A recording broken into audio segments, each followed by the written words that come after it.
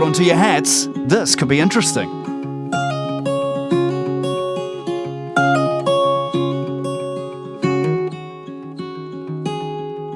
Welcome to TCBI Questions, the show where we ask the tough questions and the not so tough questions totally at random. And joining me today is Stephen. Hi, Stephen. Hey, Dan, how you going? I'm going pretty well. Thanks for coming on with me so early in the morning for you. My pleasure, mate. And the first question, which everyone that comes on gets asked, is what am I to you? What Dan is to me, Dan is a partner in crime through the Catholic and Training podcast. I remember reading on Twitter about a year and a half ago, a call out for co-hosts to join a podcast. Dan at the time was preparing to be a Catholic, and he wanted to set up a podcast to help people also in the same situation in the transition, the journey, doing the rite of Christian initiation for adults and joining the Catholic Church. And so I thought I could lend my expertise to help people answer questions about Catholicism and the faith. And that was about a year and a half ago. Where's the time gone? Yeah, and assist you did, very much so. I'm glad to hear. All right. So the rules are that there's no skips unless the question doesn't apply to you or the answer will only be one sentence. Okay. And probably not relevant for you as a guest, but adult language is acceptable if you need it to answer the question. Oh, we'll have no worries there. All right. So I'm going to kick it off with a starter question. The question is, what drives you crazy? Oh, this could be a 45-minute show by itself. Of late, it's at the risk of sounding like a grumpy old man. I mean, I'm only 35, but it was at the gym last night, and there's a set of equipment that I like to use, and that's usually free when I turn up to the gym. It's the squat rack, and I don't mind waiting for the equipment, but when people are using it and they're with a gym mate or whatever, that's fine. I'm all for having a gym mate. But when they're having a 10-minute conversation in between sets and I'm there waiting for this equipment to be freed up, that's what really bugs me. And it usually happens to be younger lads between 17 and 20, 21 years old. And in between all that, they're flexing and posing in the mirror. and I'm there waiting, thinking, just get off the bloody machine so I can use it. That's what's been bugging me of late. That's what drives me crazy. I was going to say young people, but I've kind of made a career out of being around young people as a high school teacher, so I can't really answer with that. But yeah, waiting for a bit of equipment and young people posing, flexing, having 10-minute conversations on my favorite bit of gym gear. I think that's the one thing. Yeah, I think mine's a bit of an extension in that, and that's people not considering other people when they're making action. So, for example, my neighbours having their music turned up crazy loud at 3 o'clock in the morning. Especially when they start at 3 o'clock in the morning. Oh, there's got to be some law against that. I'm pretty sure. There is. But by the time you call noise control, they've either turned it down or they've seen noise control pull up and turned it down. And then as soon as noise control drives away, they turn it back up. Yeah. We've got some new neighbours who've moved into the rental next door. And every Friday monthly, they have a family get-together. And there's one woman who's particularly late. I mean, they don't stay up past all till midnight, so yeah, the party ends pretty quickly. But she's got one of these laughs where it sounds normal, but then she has this. It's hard to describe. When they come to the end of their laugh, they have this inhale, and then they sound like a seal. So it's kind of a. Oh wow. that kind of noise, and they've had a few drinks, so you hear that quite often. Yeah. So I'll be telling my wife, because we're usually in bed by about 10 o'clock, 10:30. We're old fogies now. with 3 kids because they wear us out, and so I tell her wait for it, and then we hear the. Yeah. Yeah. funny, but possibly rather frustrating as well. Yeah. Well, we've learned to see the funny side, and Yeah. that's what keeps us sane. Yeah, absolutely. If you don't laugh, you cry, and laughing's definitely preferable. That's right. Okay. Now I believe it's my turn to pick a question. So Sure is. I'm going to be nice to you, Dan. I'm going to go 100 fathoms. Okay. Was there ever a time when you or someone you know was a victim of fraud? Yeah, online fraud, computer fraud. Especially those people that call up and say, "Hi, I'm from Microsoft, and there's a problem with your computer." I come across a lot of people who fall for that, which is really, really bad. They let them log into their computer, and then they say, "Oh, so this would be $200 to fix," and you pay your money, and they install really useless, nasty antivirus that doesn't really work, and probably install their own viruses at the same time, and Yep, or a keylogger or something, and then steal all your money and empty your bank accounts and that kind of thing. Yeah, so that's when I've known people that have been a victim of fraud, just online, and there's always the 20-year-old attractive woman that's actually a 50-year-old man. You hear about that all the time. That's usually a story on a current affair or something, or one of those news programs. They've sent $20,000 for this woman to leave her home country where she's being oppressed to come to better pastures, and it's really this old man that just wants the money, or a crime ring or something that's just stealing money from people. Yeah. That's actually the one that I know. It happened to someone pretty close to our family, and this gentleman's he's a lonely old guy, and he believed to have found love on the internet. And I didn't think I'd meet a person who's stupid enough to be sucked in, but go figure. So it started off online relationship, and he was going to go there to Malaysia to meet this woman and start dating and everything. And then the first message for the request for money came through. It was in the form of, well, my brother's in jail and I need money to bail him out. Can you send me $20,000 to help him, please? I'm desperate, yada, yada, yada. And so stupidly, he said, "Oh, sure. As long as you pay me back." "Oh, yep. I promise to pay you back and everything." And as he was telling me the story, I thought, "Oh, my, please tell me you didn't give any more." And he kind of went red in the face a little bit. And the sum of money that he sent over was, this is in Australian dollars, 400,000 Australian dollars. Yeah. That hurts. Yeah, it hurts. And, and this is the kind of person who's worked. I mean, everyone works hard for their retirement, but, that was their nest egg, that he was going to stay in his place in a fairly nice part of town for the rest of his life, and then move into one of those fancy retirement homes so people could take care of him for a change. And he lost all that money, so he's had to pull back on all that and do some severe budgeting. I mean, he's still living well, but that $400,000 would have been handy, I tell you what. Yes. Yeah. Oh, no good. I just can't imagine what I would do if I lost $400,000. I mean, for me to have $400,000 to start with, that's that's surprising enough. Yeah, that's a lot of money. Yeah, I've had. Yeah, it's amazing how good these pranksters are, though. So fraudsters are. Because I've heard of companies where the CEO's email's been broken into. Wow. And they'll send an email as the CEO to the CFO and say, "Can you please immediately transfer this money to this bank account because we need to pay for something for the company." Oh, wow. That's high level stuff. Yeah, and then the CFO responds, and what they've done is they've set up a rule in the mailbox so that all the email from the CFO goes into a different folder so that the fraudsters can reply to it, so the CEO doesn't see it. Wow. And yeah, in this instance, the money did actually get transferred. It's like $250,000. They got it back, but yeah, it's amazing the lengths they go to. Yeah. And yeah, for that, they obviously did some research to know that who was the CEO and who was the CFO and all that kind of stuff. Oh dear.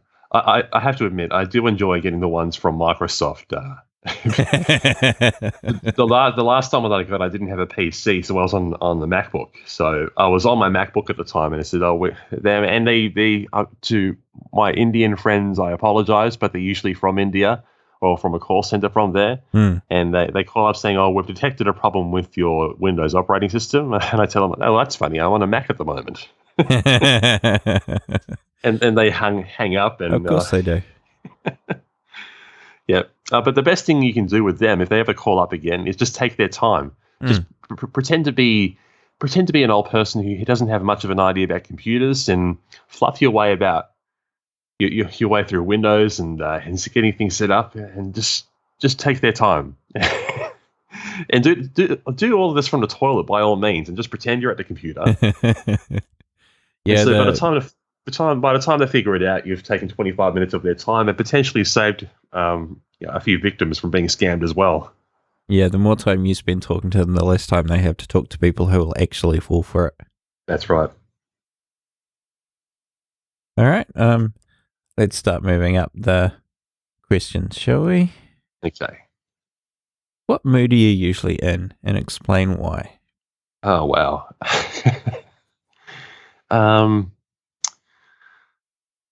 That's a tough one. Depends where I am at the time, I guess. If I'm at work, and depending on the time of the year, it's usually quite stressful because marking to get done, exams to write, reporting to get done, and then there might be that one class that I don't like teaching,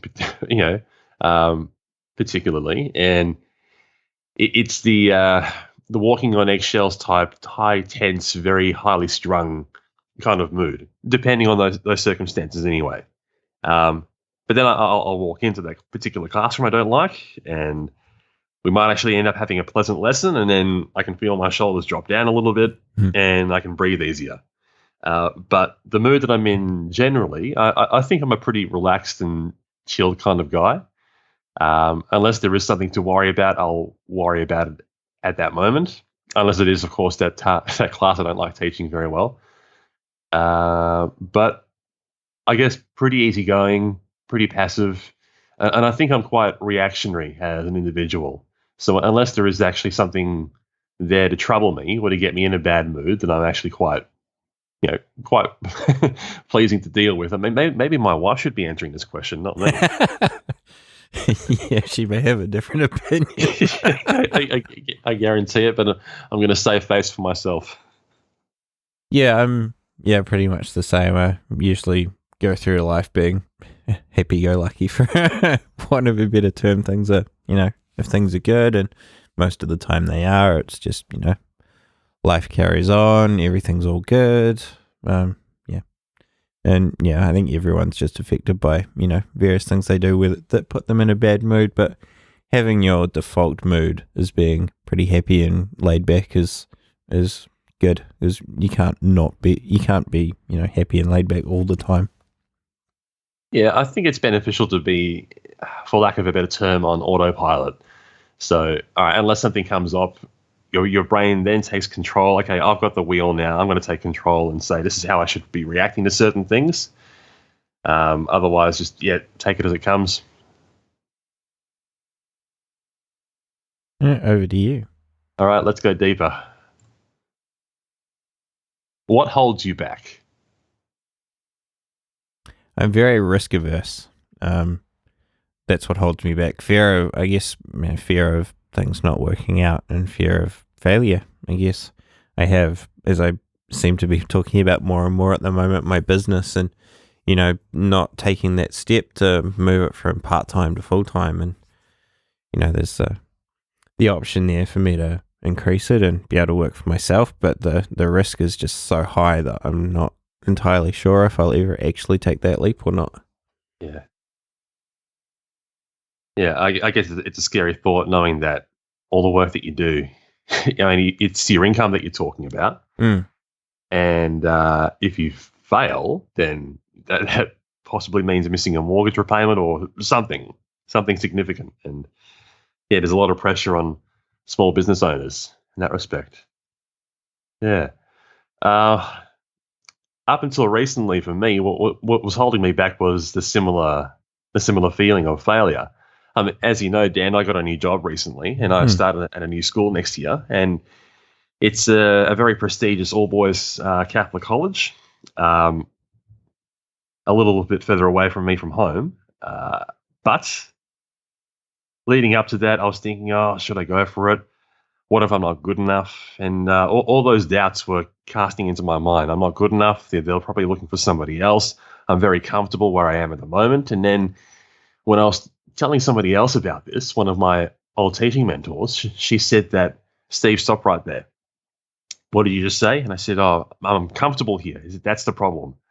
You're getting too comfortable at this place. And I said, well, yeah, you're right. But isn't comfortable good? Well, comfortable can be good, but it also can be quite bad as well, because she drew the analogy of a body of water that doesn't flow. And what happens to water that doesn't flow is that it stagnates and it goes bad. So for water to go fresh, to remain fresh, it has to keep on flowing. So think, water running through a river, running into the ocean, and that kind of thing. And I thought, no, you're exactly right. Because this year, it will mark 9 years at this current school that I'm teaching at. And that's a long time. And I've been looking for a way to not get out, because I haven't not enjoyed working there, but it's been time for a change. And so because I have had those severe rejections the last 2 or 3 times I've applied for work elsewhere, in one instance, I didn't even get a call back, and not even to say, you haven't been successful, thanks for trying anyway. I just heard nothing from these guys. So this was months of waiting, hoping and waiting, and going through the motions of anxiety and thinking, oh, when are they going to call back? To get nothing back at all. Not even we got your application, thanks for applying, but you haven't been successful this time. Most companies do that. They give their applicants a bit of courtesy with those things, so they can move on professionally. After that one, I kind of fell into a pit and thought, it's a really tight market, especially for religion teachers, like my field of expertise is. And so when this one came up at this particular college, I thought, I've got no hope. But at the same time, I want to move on. So what do? So I enlisted the help of some of my older teacher friends, some of my professional mentors, and they had a look at my CV and resume, and they made a few suggestions. And I thought, okay, good. And I fixed those things up. And then I found a few referees that I trusted. And that paid dividends as well. They didn't say fallacious lies over the phone to the people calling the referees, but they made me sound very good, and I'm eternally grateful to them. Anyway, last week I was at the school just to get a feel about the place, and my new boss told me that, Steve, there were actually 25 other applicants for that position. Yeah, and I thought, wow, that's staggering. 25 for the same position, and given how tight the market is, especially, that's really quite impressive. And then he said, from there, Steve, there were 4 that were shortlisted, and you're one of them. But we wanted to make sure that you were the first we interviewed, because we knew how good you looked on paper, but we just wanted to make sure that you were the real deal. And the interview, man, it was 55 minutes of it was really intense. Oh, wow. Yeah, 55 minutes, 3 glasses of water later. When you're talking for a while, you chafe quicker. I know that makes a lot of sense to a lot of other people, but you don't realize how much quicker your mouth goes dry when you're talking for that amount of time, and how lovely spit sounds sometimes. Anyway, but yeah, it was in front of 3 people. One was was a deputy principal. The other was my boss, the head of religion at this particular school.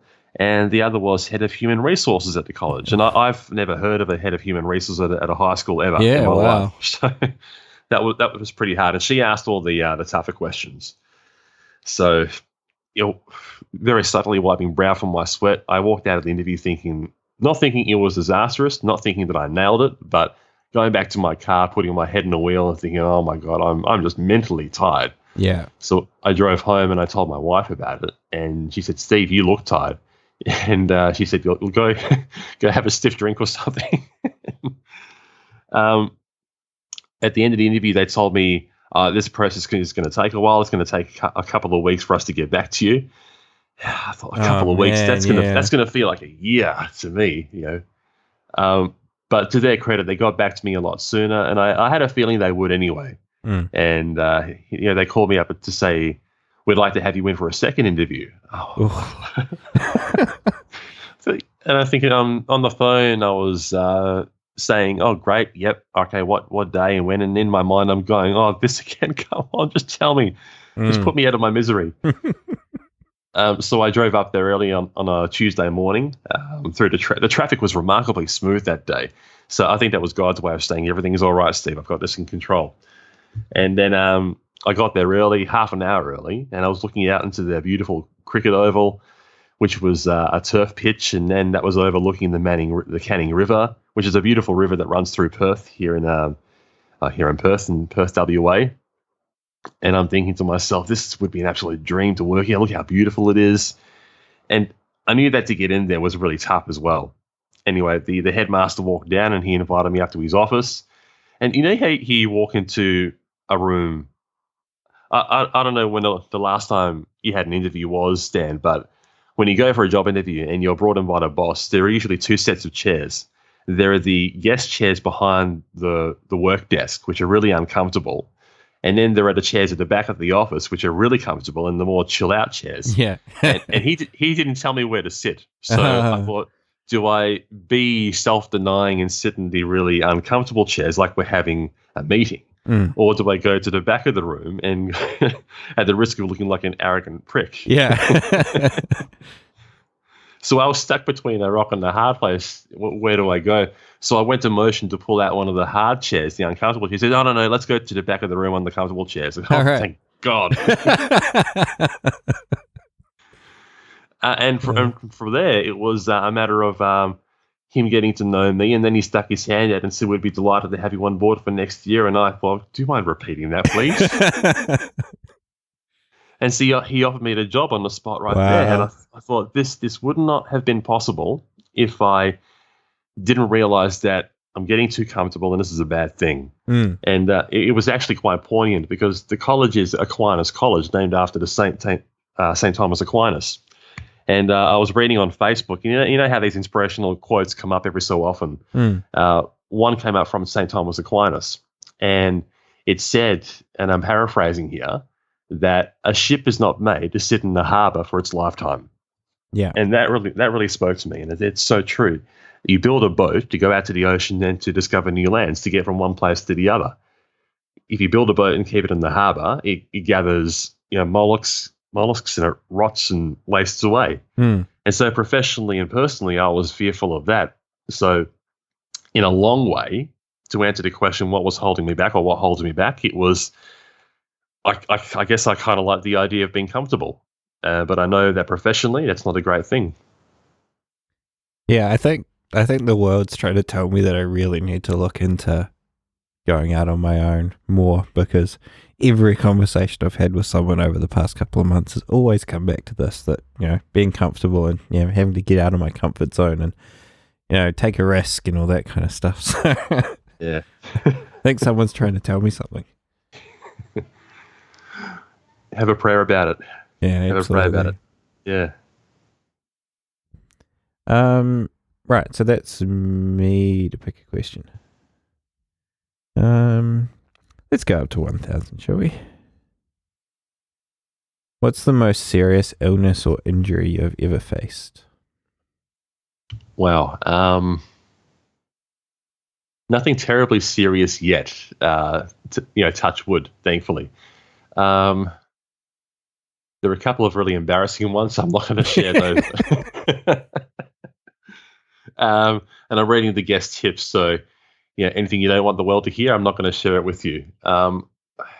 Nothing terminal, thankfully. Nothing that serious, but I think at the moment, you probably can't tell, but I'm sporting a bit of a cough at the moment. And I've had this cough going on almost 2 months. And I went to the doctors recently to ask, what is it? I had a sneaking suspicion because there's been an outbreak of whooping cough at my kids' daycare center. I thought worst case scenario, it's whooping cough. And kids die from that, from whooping cough, from a particular age. Adults, it's a bit more of a nuisance than anything else. And so he ran me through a few tests and said, no, it's not whooping cough, but it's a really nasty cough. And Oh, gee, I remember one morning a couple of weeks ago, because it usually comes with a coughing fit, and these things come and go, and I'm on the better end of it now, so I haven't had a coughing fit in a couple of days. But about a week and a half ago, I was coughing. It's usually after I've finished breakfast and I'm about to hit the shower. So it doubles you over, and I coughed into the bathroom sink, and I coughed up a bit of blood, and I thought, God, Ooh. that's not good. No. Gee whiz, what's that all about? So that prompted me to go back to the doctor, and he said, well, that's actually helpful. And he didn't finish that sentence, which really worried me. Well, how helpful for me, Doc? Come on, you give me something. And he said, no, helpful for me in identifying what it is you actually have. I thought, oh, thank God for that. So nothing serious I have. I don't know. He said, no, you haven't got tuberculosis or anything like that, but what you do have is a chest infection, and that's just a sign of the infection leaving your body. Right. So it's just a bit of infected lung cell that you've coughed up with all the phlegm and everything else. So, I mean, it's still nasty, but not particularly pleasant. But a good sign, apparently, according to him. So, blood in the sink, good sign. Good. Not tuberculosis. Not tuberculosis. So I think that's the most serious illness I've ever faced. But I'm still here and still functioning. Thankfully. Well, that's always good. Yeah. For me, it was probably basically having tonsillitis back to back for a couple of years when I was a lot younger, to the point of having them removed. I was just sick all the time, which was not nice. But yeah, had my tonsils out, and then I was fine. And then recently I've had my wisdom teeth out, actually, a year ago now. That was interesting because they were rotated 90 degrees inside my jaw. God. So that I got them back in 12 pieces, 2 teeth in 12 pieces. Because I wanted them back so I could take a photo and post it online. Fair enough. Oh, gee, aren't we lucky that we've had nothing that serious in our life in terms of injury and illness? Yeah, because in the scheme of things, these things are quite trivial. Absolutely, especially these days. Yeah, that's right. All right, let's kick it up a notch. If you could change one thing about your personality, how would you be different? I actually changed quite a bit lately, because the one thing about me that was annoying, irritating, was I guess lack of social skills, or not being the kind of person that was interesting for people to interact with. Mostly because I just didn't say anything, or didn't know what to talk about, and I still struggle with that a bit, mostly because I'm too concise. I think that's my main problem at the moment, is if I want to say something, I'll say it in the shortest way possible, and that ends up being, maybe a minute or 2 minutes on some big long topic, and I can't, be super verbose and, sit here and talk, which is why I don't do solo podcasting, because my podcast would be over in 10 minutes and I would have covered all the topics I want to talk about. Because I get the important information across, and all the fluff generally gets left behind. So that's something I guess I would like to change, because not having that fluff makes me a little bit less interesting to talk to, because I answer a question, especially in this podcast. Here's my answer, and I don't really have much more to say on the topic. I find that if I haven't got much to say on a topic, then I tend to repeat myself quite a lot. And that's my way of bluffing my way through an answer. Not doing that this morning, I can assure you. But that could also be a symptom of manspeak, I think. I think that men in general, it frustrates my wife that when I'm asking her about something, it could just be a men are from Mars, women are from Venus thing. But if I'm asking her about something, then what I want is bullet points. I want her to be concise. But at the risk of, no, I don't think it's sexist to point this out. I'm just speaking in very general, broad terms. So for the female listeners, please don't be offended, and please don't send me nasty emails. But when getting an answer from my wife, she tends to take the long way about it. She gives me the background information first, and then with each point, she does go in point form. And when she does give me a point answer, then she gives me the sub points and the bullet points and then the appendices, and it turns out to be I've got the background, I've got the epilogue, I've got the prologue. I know about this person's medical information as well, and then all these kind of details. And I'm sitting there going, "Honey, I love you, but I just need an answer because I need to move on with this and relay this information to somebody else." I find that I do that at work as well, because I work with 3 men and 2 women in my office, and when I ask the blokes for something short and sharp, good, exactly what I need. But then the ladies in the office, they're lovely, but it's usually the same thing. Background information, I did this because, yada, yada, yada, blah, blah, blah. And I'm looking at my watch going, I've got a class to get to in 2 minutes. Can you please possibly make this a bit quicker, please? And I thought, no, just be patient and just, if they feel it's important to share, that's why they're sharing it. Yeah. I guess for me, one thing I would like to change about my personality is a lot of people, so I'm told, perceive me to be very haughty, a bit arrogant. And I can see that. I understand how other people might get that impression, but I'm actually quite a loose guy. I think so anyway. I think that comes across. It might have everything to do with my stature, because I'm 6'4". I'm quite bulky as well, and I've got a big beard. So I guess I look quite scary as well, and maybe people are intimidated by that, and maybe they associate that kind of intimidating look with being somewhat unapproachable. And the arrogant thing might come out because, I tend to be quite opinionated. I'm not going to deny the fact that I consider myself to be well-read, and I consider myself to be quite intelligent, but not to the point where I try to make other people feel stupid, And but I guess when people do ask me a question, I try to be as articulate and straight to the point and concise as I can be. So I don't know. Maybe that gives the impression that other people find me arrogant. I don't know. But yeah, a combination of those things. I mean, I can't change my physical size. I don't want to change that. I could trim the beard a little bit, I suppose. But so I guess that my behavior has to be not the opposite, but not be a true reflection of my physical presence or my physical attributes.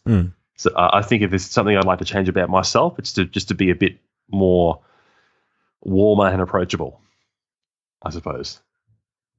Yeah, I think people, it's, judging a book by its cover, they look at you and go, wow, he's, big and bulky and scary. It's like, yeah, okay, maybe we don't want to try and get to know him.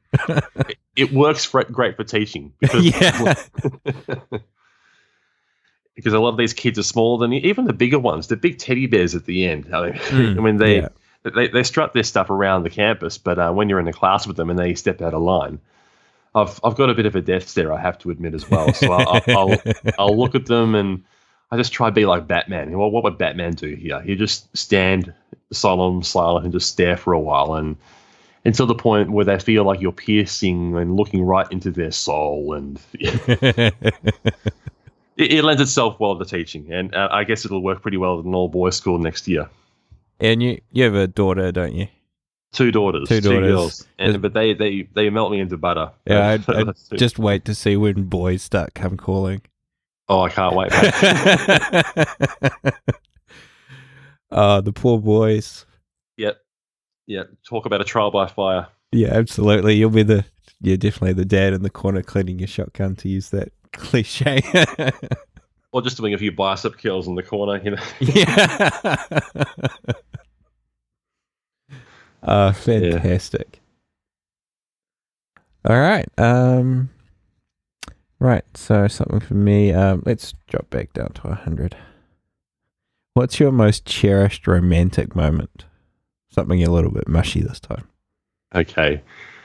I guess I am going to have to make this one about my wife. You would hope so, for your sake. Because there have been others, because I've been with other girlfriends before, but the most romantic moment did come with my wife. It is a proposal story, of course. the lead up to it wasn't quite so romantic, but it was on the day that I graduated from my from university to do my teaching degree, and I decided that on the night that I graduate, knowing that I had a job lined up at oddly enough another all boys school, and this is back in 2004, that it was the right time to propose to my wife. Propose to my then girlfriend, and I mean we'd been ring shopping together, so she knew that I had a ring, and she knew that the question was coming soon, much to the point where we'd be chilling out on the couch, and she'd ask me, "So when are you going to ask me?" I thought, "No, don't you dare." Because I've got the ring, and if you push it, I could always not ask. And so she was getting a little bit antsy, but I thought, no, it has to be on my terms. And because the most important thing that people don't realize is that the proposal and the engagement, I guess it's the man's part of the wedding. Let's face it, that the wedding day, the wife-to-be is in control artistically and stylistically of most things. And so as much as they want to say the husband has a lot of input, no, it's not true. We have a little bit of input. We just get given the occasional, nod of the head. Okay, yep, I like that. This is what I want. Do you like it, honey? If you like it, then I like it. We know that's how it is.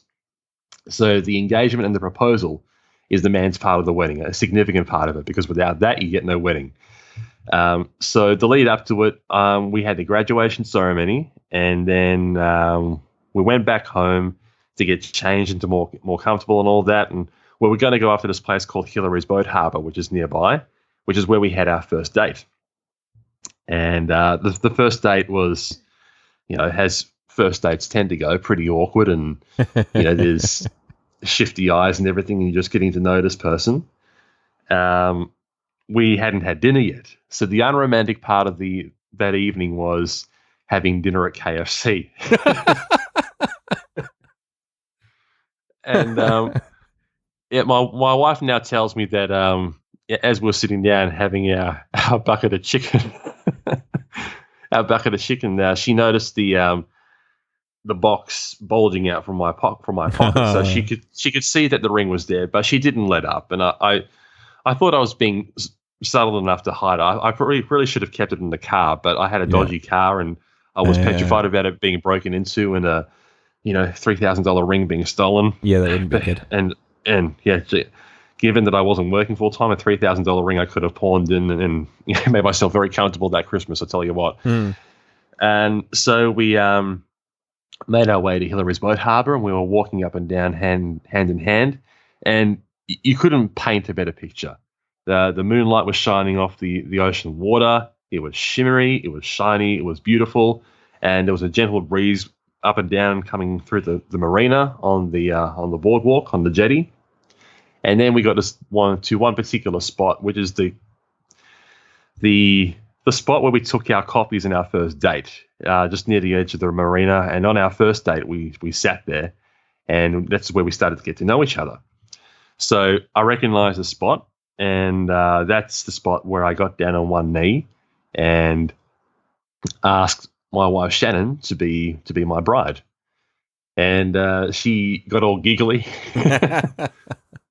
And of course she said yes. And there were these other people at the marina at the time, and they I guess they saw me get down on one knee, because you could hear in the background them going, "Oh." Yeah. Yeah. So yeah, we were both happy. We were both crying at the same time as well. And we thought, yeah, right, great. Now we got to tell our family what's happened. And yeah. So I guess that was my most romantic moment. Yeah, my proposal wasn't really conventionally romantic because it was on stage at a comedy show.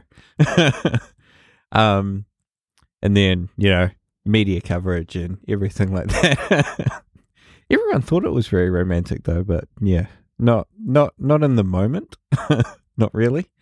You know what though? There are different levels of romantic. There's romantic where there's the ambience, the atmosphere, where roses, doves flying out of a cage and things like that. There's that. But then romantic can be effort as well, about the plan. So sure. Kudos to you. I mean, that's not conventionally romantic, but the effort that you went through and then the media coverage, that's beautiful. Yeah, we're not going to forget the media coverage in a hurry. And now, but there's no way we can forget the proposal story because there's about 5 different versions of it in various media outlets around New Zealand. It's because every time we talked to a different reporter, it came out slightly differently because we remembered different things. Right. Yeah. And I suppose that is my most cherished romantic moment, though. Looking forward to the wedding as well. Yeah. Yeah. I haven't actually seen a Catholic wedding, so it's a bit, the idea of the wedding I have in my head is and now pronounce your man and wife, you make us the bride, and then out the church you go. But it's a bit different in the Catholic Mass because it's in the middle, so then you have to... It's a full nuptial Mass, yeah. Yeah. So you have the liturgy of the word, and then you have the marriage, and then you go into the liturgy of the Eucharist. So you actually don't leave the church right after being married, which is a bit different. That's right. But you know what, though? The most beautiful part of that is that you share in the Eucharist for the first time as husband and wife. And now looking back on it, apart from my proposal to my wife, I think that's the most beautiful moment, I think, romantically as well. Because you've just been joined together as husband and wife in the presence of God, and now you share in the Last Supper meal, the memorialization of Christ's body, blood, soul, and divinity as husband and wife for the first time as well. I think that's beautiful as well. My only advice to you will be is that are you getting married in the spring or the summer? In summer, yeah. In summer, January, okay. yeah. Yeah, stay well hydrated because a nuptial Mass can go on for a bit of time, and if you're standing up for that amount of time, then not that it happened in my wedding, but people do pass out. I mean, you see it on Funniest Home videos and whatnot, but it happens. It can happen. So yeah, absolutely. Tell everyone to drink plenty of fluid, and the non-alcoholic type of fluid as well. Yes. Yeah, that comes after the wedding. Our wedding's not till 4:00 in the afternoon, so it should be a little bit cooler. Great. And we've got that whole day to keep fluids and everything up, which will be good. Good. All right, back to me then. Yep. Final question. Let's go smack bang in the middle, back to 500. All right. Which is the greater tragedy? An innocent person imprisoned or a guilty person set free? Explain.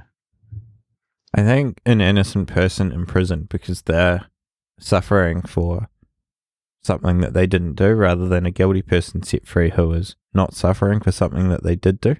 The innocent person imprisoned hasn't brought it on themselves, and they're being punished for something that they didn't do, and I think it's more of an injustice possibly not from the perspective of, say, if a murderer got set free, the family of the person that was murdered definitely would not be happy with that, but I think from a human perspective, that's more of an injustice for an innocent person to be imprisoned for something that they didn't do.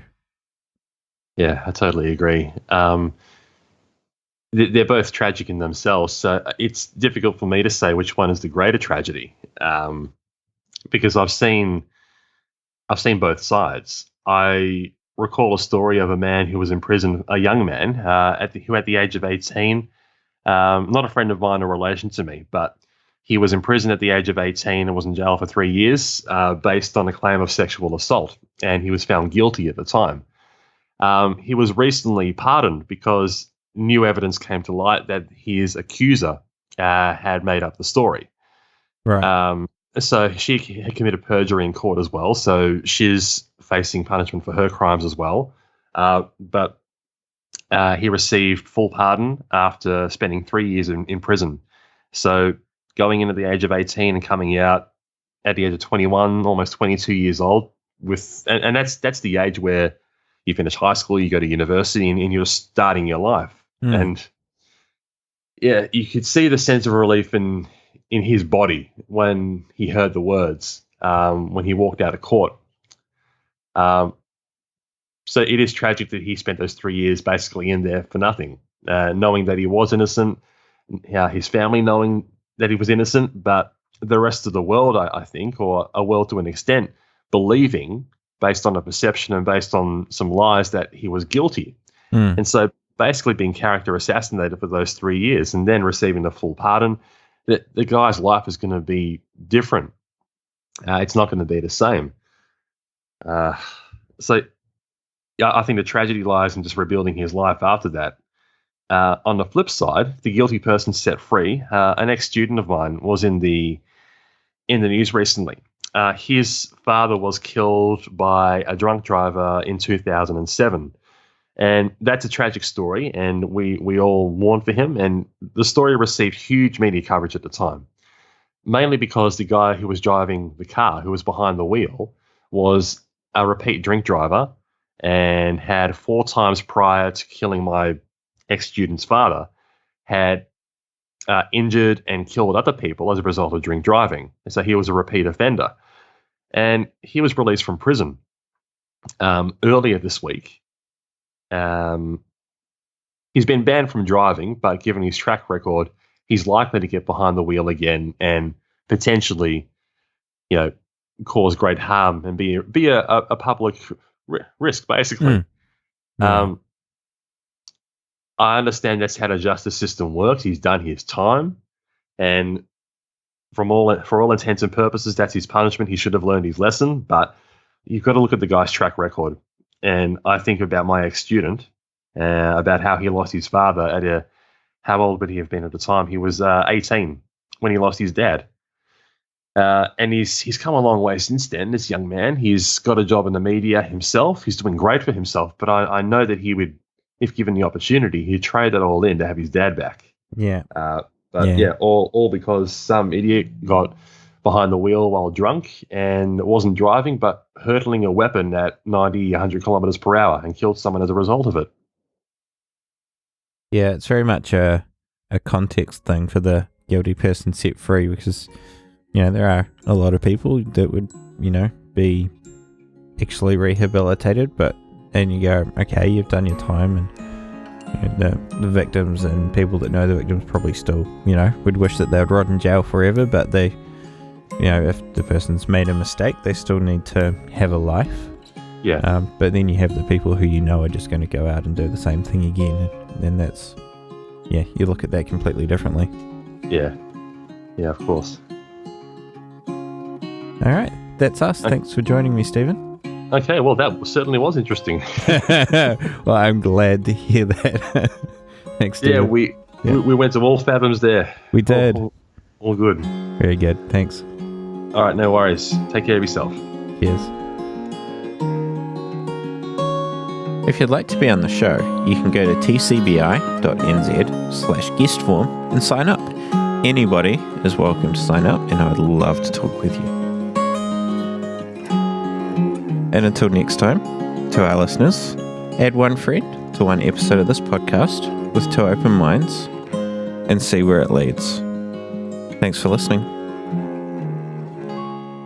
Now that was interesting. Bye-bye.